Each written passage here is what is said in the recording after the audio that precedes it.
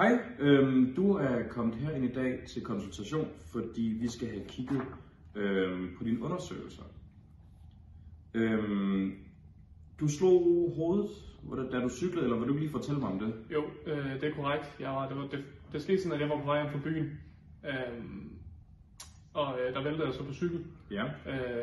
Og så siden da, så har jeg så oplevet, at at jeg ikke hører så godt på mit venstre øre.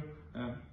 Og jeg føler mig også ret svimmel ofte, og det er jeg blevet ret nervøs omkring. Okay, det kan jeg også godt forstå, og derfor har vi jo så også tjekket dig i dag. Og vi har fundet ud af, at her der har du en model af dit øre. Du kan jo se, sjovt nok, dit øre herude. Og det her, det er jo så det, vi skal ind og kigge, og har kigget på i dag. Okay. Og det vi egentlig er kommet frem til, at din trommehinde ser fin ud. Så det er ikke det, vi har noget med. Det er den, der ligesom hjælper dig med. Der er ikke noget hul, der er ikke noget. Men vi har så fundet ud af, at din lille bitte knoglekæde herinde, meget tynd, de har rykket sig lidt fra hinanden. Og det er nok også derfor, at du begynder at opleve, især også, jeg ved ikke om du har oplevet det, men når du rykker hovedet, Ja. at det måske kan godt give lidt hovedpine. Ja, det har jeg oplevet. Så det skal vi egentlig sætte dig i gang med en proces nu.